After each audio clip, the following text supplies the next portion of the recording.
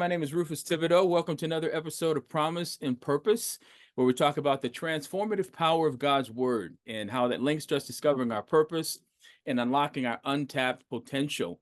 Today, I'm here with Scott Noble, and we're going to continue the conversation about how aligning yourself with the promises of God leads to a deeper understanding of your purpose and the potential that lies on the inside of you. So, Scott, dude, it's been a long time. I was just talking about how long ago, first of all, how long have we known each other? Has it been Oh, more than 10 years? It's been longer than that, right? yeah, I would say like 15-ish years. Yeah, Okay, long it's been a time. while. I was Yeah. trying to think of how we met. So our wives actually met first, right? Yeah, and our daughters, Oh, I think, daughters. That's yes, right. they were hanging out and then our wives met and then we met. Yeah. Yes. Do you remember there was gonna be a stuffed animal wedding or something, right? Was that the deal? Oh my gosh. Yeah, was it like a Build-A-Bear, yeah. Build-A-Bear wedding or That something was like that? crazy. Yeah. Anyway, we're going way off the rails, but Yeah, yeah, yeah. I know it's been a long time. So good. Well, man, I appreciate you taking time to hang out. So, Yeah, absolutely. so why don't you? There's so many different things in my head that I want to talk to you about. Yeah. But why don't you start by maybe just introducing yourself, Yeah. tell a little bit about your background and kind of the work that you do. Yeah, absolutely. Scott Noble, as you mentioned, my career has been pretty much in the writing and communications field, a little bit of the marketing field as well. Okay. So I've always been a writer, always either written stuff for myself or written stuff for others. And so that's pretty much been sort of the core of my professional background. Okay. I'm married, have a daughter, as we just talked about. Yeah. Uh, Live in St. Paul here. And yeah, that's sort of the 10,000 foot description of who I Yes. am. Yes. The And elevator pitch. Yeah. I like it. elevator pitch, exactly. I like it. So I gotta ask, man. So our daughters, are they the same age? Or is Lexi older? I would say they are, or maybe a year difference. Close. Pretty Okay. close. All right. Yeah. So none of my kids have any relationships right now. And I I guess I feel like, so I got two girls, two boys. I'm totally fine with the guys finding somebody and getting Yeah. married and all that stuff. But man, every time I think about one of my girls getting married, man, I just Yeah. even the thought about it just really breaks my heart. I mean, so Yeah. how did you deal with that? How long has it been now? She's been married how long now? They've been married since March of this year. So what is that? 6 months, 7 months? Yeah. Okay. You got to get, so the real deal, man. I mean, first of all, I was going to ask, did you cry? But I should say, how long did you cry, right? Exactly. For someone like me, tears are never too far away, or as I like to say, Okay. my eyes sweat. Uh, so yeah, yeah, it was definitely a life change. Yeah, Having when we just have one kid, one right. daughter, and my daughter and I have a really close relationship, and so Right, right. yeah, that was obviously a challenging time, but you trust in God. I've been praying for many years, as I've told my daughter and her husband. I've been praying for him before I knew who he was for many years, Nice. Okay. praying that she would find the right man, that God would lead her to the right man in her life, and that they would come together and have God's blessing upon their marriage. And I felt good about that. And when we met her fiance, and then soon became her husband, we that promise or that prayer, those prayers that we had, we felt were answered. And so Yeah. that was just many years of just bathing that in prayer, knowing that when the time comes, it was going to be it was Yeah. going to be challenging. So Yeah. Yeah. yeah. Well, man, dude, that sounds like a very mature answer. I don't So know did about you that. did you I mean, but did you feel okay when you first learned that they were kind of getting serious? I mean, did Yeah, you feel like, okay, hey, I mean, because like you said, I kind of forgot about the fact because she's the only one, how close you yeah, guys are. So yeah, that makes it even harder. So I mean, yeah. but anyway, that sounded like a real mature answer. You're a mature guy, but it was hard though, right? I mean, Absolutely, yes. okay, It okay. was. Yeah, I think it's hard for most fathers to Yeah, I go. would think so. Yeah, Yeah. yeah, So anyway, all right, cool. I was just curious. It happened. I was just thinking about that. So, I don't know if I shared this. Maybe I kind of did, but the goal of the podcast is to talk about, to have guys talk about their challenges and struggles, that they've overcome, and also Yep. kind of the lessons that they've learned along the way. So with that in mind, I would love to learn a little bit more about your journey. Yeah. So like as an example, as it pertains to just like personal fulfillment, have you ever had any uh how have you dealt with feelings of, being disconnected maybe from your potential, it's just what you wanted to do with your life? I mean, did you always know, were you always interested in writing? I mean, Yeah, I would say I was always interested in writing. I never knew it was going to be a career for me until probably my late 20s. okay. So I had always been a writer. My sister was a writer, and Oh, all right. I kind of gained a lot of insight from her. But I never really had that idea of, oh, I could actually do this for a living. Okay. Um, until probably my late 20s, and then through different roles and different things, and throughout my life, that always hasn't been the primary occupation. It's Okay. always been at least a secondary occupation, and every time it's been a secondary occupation, it's been much more of a, how can I get back to being that Oh, because I really feel like that's, I think about stories and how I make sense of the world, and I make sense of the world through story. That's just how I view the world, and how it's meaningful for me is through story. And so anytime I get outside of that paradigm a little bit, I think I struggle a little bit. And the fulfillment aspect of not feeling like this is really who God made me to be, and how do I get back sort of into that, God's plan, or what I feel like is God's plan for me to sure. have that as my primary, professional occupation. Sure, sure. I was thinking about a million different things, but what did you um so when you said you sort of think of the world through storytelling and through stories, I mean, Yeah. what do you mean by that? How can you give me an example? Yeah. Yeah. And I kind of take that a little bit from C.S. Lewis. C.S. Lewis, when he was talking about story, and he obviously didn't mean story in the fictional sense, but he said, the Christian story Hmm. is the story that has helped me make sense of the world the best. It's the Okay. story that I can embrace, that I can understand. And so, and I just think of things as, um, how do we have a beginning, a middle, and an end? What's Hmm. the functional nature of how we tell stories, how we make sense of things? Okay. So that's kind of how I think about, life as a story. I mean, this is a certain part of that story. I might be at the plot right now.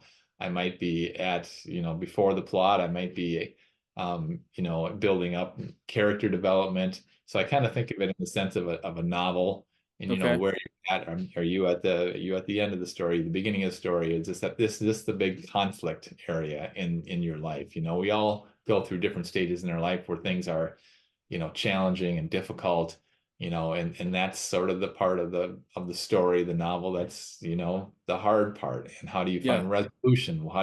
Is resolution easy? Is resolution hard? Does it take you a year? Does it take you 5 years? Do you ever find resolution? So I kind Yeah. of just try to frame my life and how I think about where I'm at and where I want to be, sort of in that context. Okay. Uh, and that part of it is very, personal to me, and how I sort of think about that. It Sure. might work for a lot of other people, but that's how it works for me. Yeah. No, that makes sense. My grandmother used to compare years of life to a clock.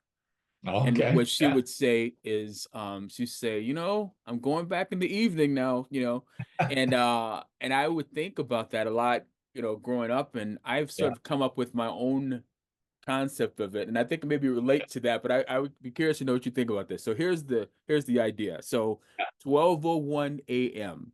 Okay, Yeah. that's when you're born. Okay, Yeah.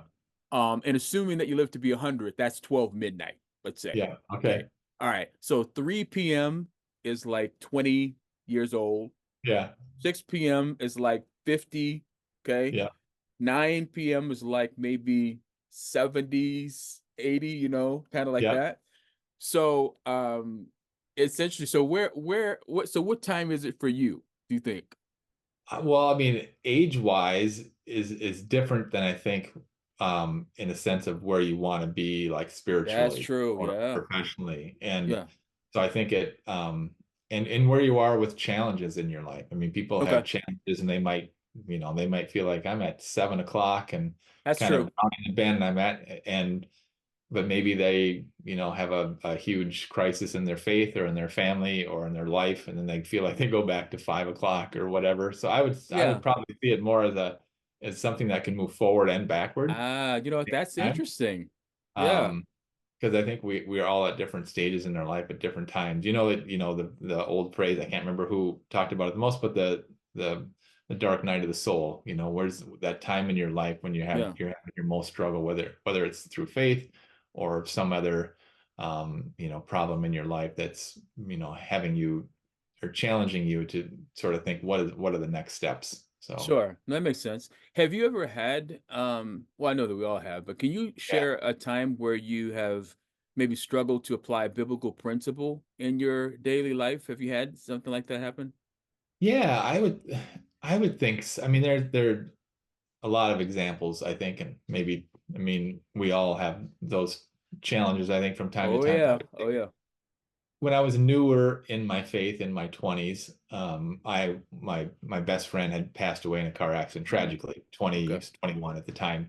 And I think I really struggled at that point to figure out um, where I sort of fit in with God's plan. Did God have a plan? Did Hmm. God have a plan for my friend? What did that Wow. mean? Um, why was I fortunate enough to not be in that tragic situation, but he wasn't? Yeah, And yeah. so I would say that was a time when I didn't maybe understand a lot of the biblical principles of dealing with setbacks and having faith and understanding the world. We're fallen world, terrible things happen. Faith in God, all those elements I think came crashing down to me at that point in my early 20s Yeah. and trying to figure out where I was in life and what I believed, and was this God real? And if he's real, why did this happen to me? Or, and not just me, obviously, Oh, I was thinking totally. to his parents and everyone else, why is this happening? So Yeah. that was definitely a time frame, and it was probably a good 2 or 3 years where I really wrestled with a lot of that stuff, and trying to figure out who I was and who I was in God's plan. And thankfully, right toward the end of that stretch, I met my wife, who happened Oh, to be a new believer at the time, someone okay. who was really excited about her faith and excited about God, and Yeah. had all these questions and excitement and encouragement. And that just really reignited my faith, and helped me to sort of helped me to really want to reinvest myself in sort of figuring out who God is and how I fit into his plan and all that stuff. So it was very, God ordained, I think, in the sense of bringing us together at that particular time. Sure, Um, sure. I think she was definitely a part of the plan to help me sort of get through that difficult time. Yeah, wives can do that. They have that Yes. effect on husbands. I know that your father died, right? How Yes. how long ago was that? He died 3 years ago, Okay. this month or last month, September. That's Yeah. fine. Okay. So my Yeah. father died as well, as you know. My father died 8 years ago. Now it's interesting, Scott. I only know that it was 8 years ago because maybe about a month ago, I read his obituary for the first time. Oh, wow. And it was hard. It's hard because when I look in the mirror, I see my dad. You know what I Yes. mean? I So, know. I know. but I had the same experience that you were saying that with your friend. I had so many questions. I mean, Yeah. my dad was a pastor. Yep. We thought we were praying for him. I mean, he's gonna be okay, and he wasn't. And it's like, okay, what do I do with that? What do I do now? Yeah, What do I do exactly. now? Yeah. So it took me longer than 3 years to get through that. I think that I would say probably the last 18 months, Yeah. I've experienced the most, I guess, answers, Yeah. around that stuff. But it was difficult, man. Those are tough, Yeah. you know what I mean? Those are tough Yeah. times. They are absolutely. Yeah. Yeah. So, but anyway, yeah, but I think we have quite a few things in common. But so tell me about how has what role has community played for you in terms of your spiritual growth and Yeah. expansion, becoming who you are today? Is that important to you? Yeah, absolutely. Obviously, church community is, vitally important. I think in outside, whether you have friends inside church or outside church, but I have, several, trusted, guy friends that I go to when Yeah. I'm, struggling. And, I have one particular friend who lives not too far from me, and I will just text and say, "Hey, you up for a walk today?" And Nice. we'll meet at a local park and we'll go through And we'll walk and, generally talk about, a lot of times it's job stuff, it's Yeah, professional. It's sure. what's going on in your job life and what are you struggling with, and those were conversations I had too after my father died, and my mother died a year before my dad. So there was I didn't know was that. Okay. yeah, there was some conversations about that too. So yeah, community, definitely having those two or three or four friends who you can really rely on, your church family, just knowing that there are people praying for you and supporting you and can ask you on Sunday, hey, how's it going? How was your week? What are you struggling with? How can we help? Just having that is really crucial. And I really would struggle, kind of going, even though I tend to be an introvert, I'm much more, I keep a lot of things inside, but Okay. having having the potential to have those outlets, even if I don't always take advantage of them, is Yeah, comforting, even though I sure. might not always, I don't take advantage of them as much as I should. Sure. No, I'm with you. Well, I don't think none Yeah. of us really do, Yeah. but so being an introvert and being a writer, Yeah. is that helpful that you Yeah. write, or is that, do you know what I mean? It seems Yeah. like, how does that fit together? I mean, does that work? Does it help? Yeah, no, that works for me. I mean, I think a lot of writers are introverts. Okay. And I would say I can, I'm a chameleon in the sense that if I need to be an extrovert, I can be, because Yeah, I spent many years as a journalist, and that's a profession where you need to be more extroverted and ask people questions and stuff. And so I can do those things. Just left to my own devices, I tend to be more introverted, and that just means that a lot of my thought processes and stuff I tend to roll over in my head sure. as opposed to verbally communicating them. But I think as a writer, it's definitely helped me. It helps me think. There's a quote that I really like. Um, is how do I know what I think until I see what I say? And Hmm. so Okay. writing has always helped me to figure out what I believe. In a sense, I need to write it in a sense on paper before Yeah. I can understand what I'm thinking. Then that helps me to communicate it publicly or outwardly to other people. Yeah. That's the way I think. If you say, Rufus, you say to me, Scott, what's your opinion on blah blah blah? I might not have a great answer right away, but if you say, I'll give you 5 minutes. I'll come home, I'll sit down, I'll kind of write Write it out my out. response. Then Yeah. we have that conversation again, and bam, I can tell you it in 30 seconds what I think. That's just kind of how my brain works. Yeah, but that's, I've never heard it, I guess, articulated like that, but I feel the same way. I mean, I got to write stuff down too. And even sometimes if I'm learning something new, if Yeah. I might even just write it out, like even a Mhm. book or, a concept and writing it out. That's interesting.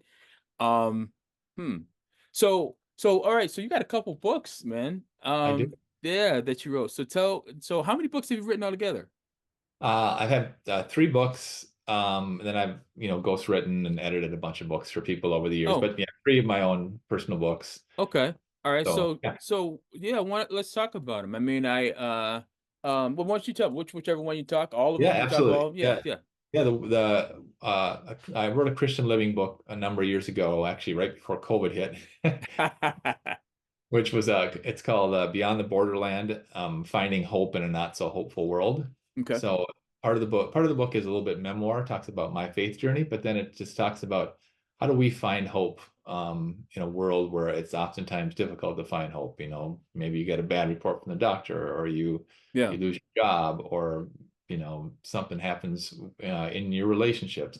How do we look for that hope in God? How can we trust what God says in Scripture? How Yeah. can we find that community to help us, apply those principles in our life? So that's really that book is really sort of a very sort of deeply spiritual book.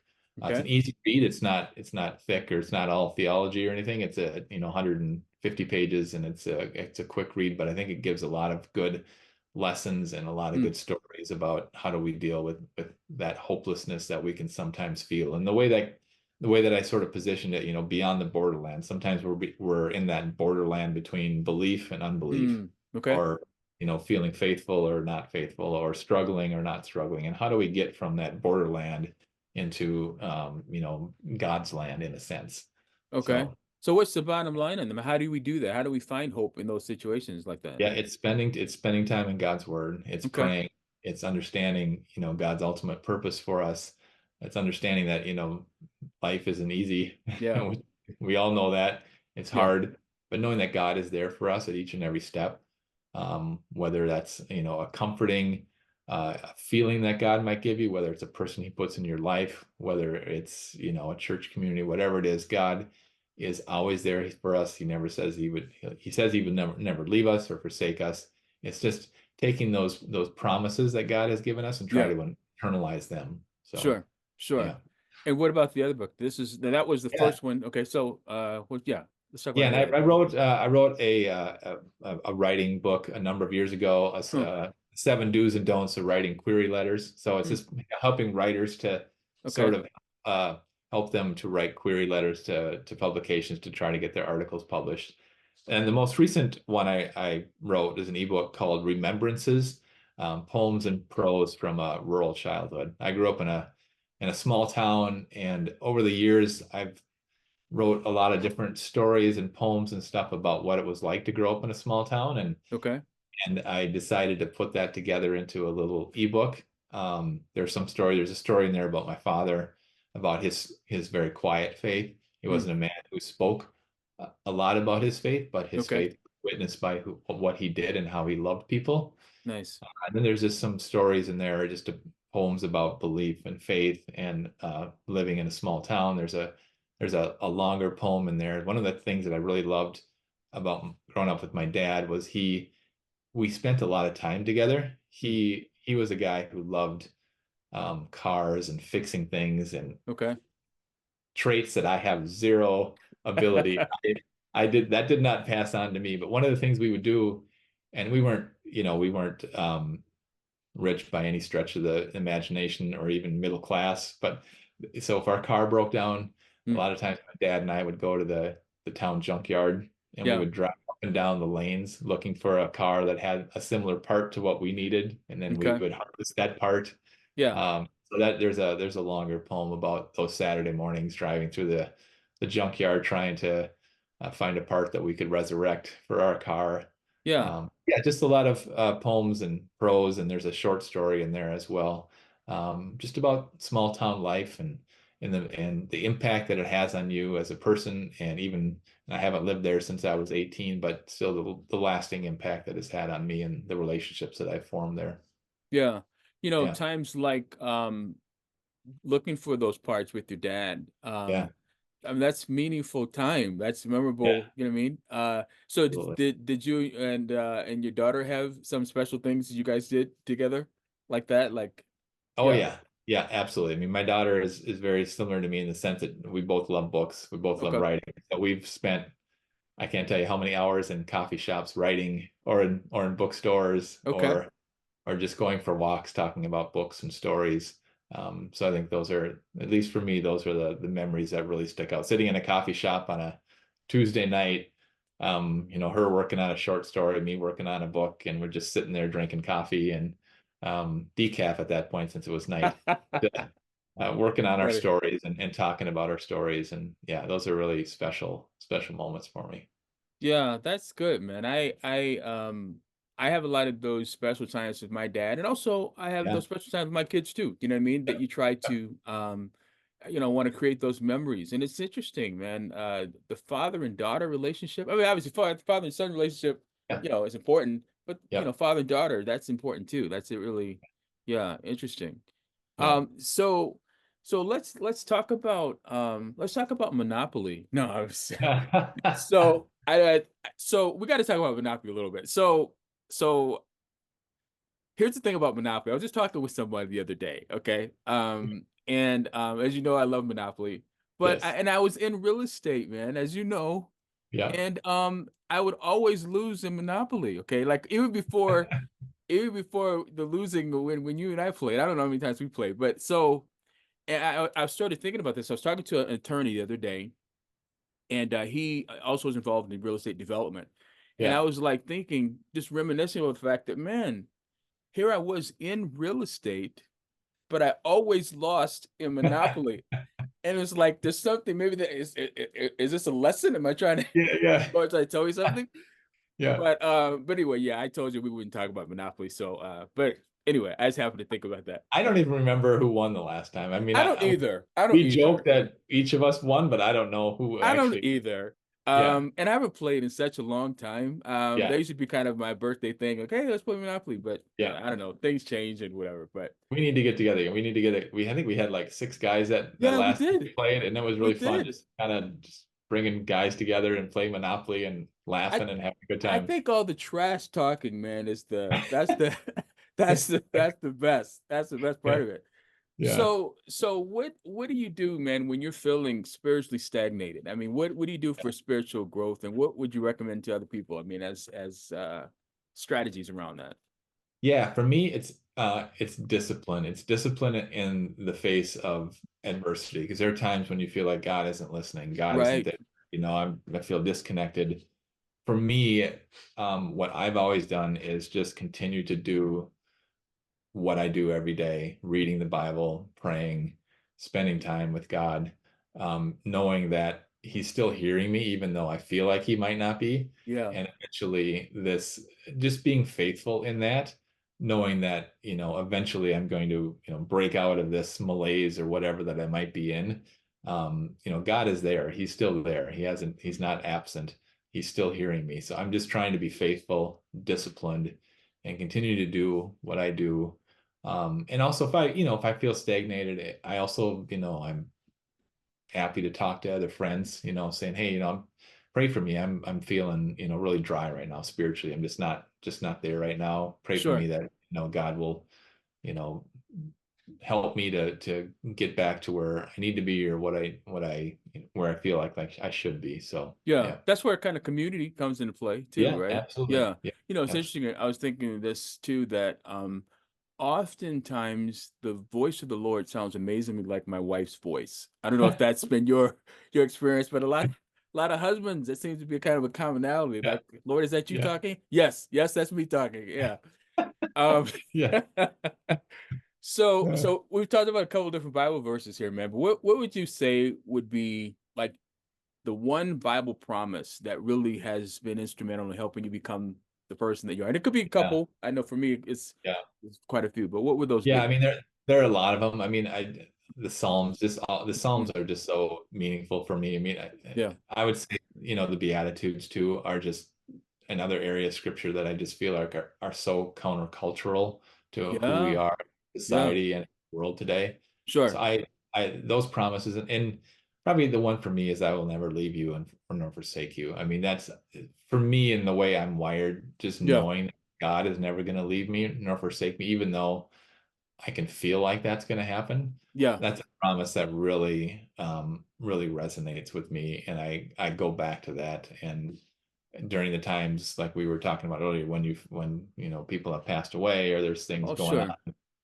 on, knowing that God has promised that I will never leave you or forsake you. So That's a big deal. Yeah, and it's interesting because speaking of people passing away, so my father he had three siblings, and the last of the three passed away recently. And wow, so then I felt like on that side of the family, I'm kind of next, you yeah, know, you're the I'm the oldest, you're whatever, the I old, guess yeah, the second generation or whatever. And man, I felt a lot of pressure. yeah, Like, like, you know, have I achieved everything I should be achieving for this yeah, position? And yeah, should I, you know what I mean? yeah, And to know, like you're saying, that God is there. And the other thing too, I was realizing that around, because there's some situations that came up that can kind of frighten you, and I was thinking, you know what? There's no perfect love cast out all fear. I was looking at that scripture and thinking, yeah, well, God is love, and you kind of digging deep into it, and like, okay, if God is yeah, there, He's love, and I don't have to be concerned about it. So it's kind of like you have to. It's interesting how much control your mind has yeah, over the rest of your life, really. yeah. True, You know what I true. mean? Yeah, So I think again, going back to what you're saying about community and people and being in the right places, even writing. I mean, that yeah. helps to really sort of just put you in the right frame of mind. Have you ever been like feeling negative emotionally and wrote to change that? Yes, I mean, and sometimes intentionally and sometimes it's unintentionally. Okay. Where sometimes for me it's just writing. It's actually Mm. sitting down and writing, whether it's something I'm working on or for something new. Yeah, Just writing makes me feel like I'm fulfilling that purpose that I'm put on the earth to do. sure. It helps me to, yeah, it just helps me to feel good. I mean, obviously the dopamine Oh release yeah. Yeah, in your yeah. brain and all that Sure. too, that part of it. But yeah, just it helps me to feel like that's what I'm supposed to do, and Sure. I'm doing it. Whether what I'm writing is terrible or or good or somewhere in between, it doesn't Yeah. matter. It's Oh, I'm doing what I'm supposed to be doing. So sure. So yeah, so what about the guy? So last question. What about the guy that maybe doesn't know he wants to be a writer, doesn't write, yeah. but he's still looking for a deeper sense of connection and meaning and satisfaction in his life? What Yeah. would you recommend for a person like that? Yeah, I mean, a deeper sense of, yeah, connection. I would obviously say, be connected at a church. I think it's important, or a group of people who are, faithful. Sure. Uh, and obviously praying about what that connection might be and how that might look. And just listening to God. I think that's the hardest part, especially for those of us who live in 21st century America. We Yeah. don't take any time to listen. Sure. I'm number one on that list of not doing it very well. And just listening for God. I mean, praying is also listening. That's We true. give our request to God, but it's also stepping back and listening and to sensing the voice of God, or the slight movements that God might be making in your life and trying to ascertain what those are. So Yeah. yeah. Yeah. Yeah, well, that's good advice. So, just wrapping up, is there any last minute comments, thoughts, advice that you want to pass along? No, I think this is great. I really appreciated our time, and this has been Yeah. fun. Yeah. Yeah, it has been fun, and we definitely need to connect again. It's just, I mean, it's interesting how one day turns into a week, then months, then years, I know. and I I know. don't even know the last time that we got together. It's certainly been years, so we definitely Yes. have to do that. So, but yeah, but I Yeah. appreciate you Absolutely. taking the time, and please give my love to your wife, and we'll figure out a time that we can connect up here Yeah. soon. Yep. Yeah. Same to you. All right, All right. buddy. Talk to you Take care, soon. buddy. All right, you Yeah. too. Bye Bye-bye. bye. Hey, if you enjoyed today's episode, please be sure to hit the like button and subscribe for more. Hey, thanks again for tuning in today. And until next time, stay aligned with God's promises and empowered by His Word. We'll see you next time.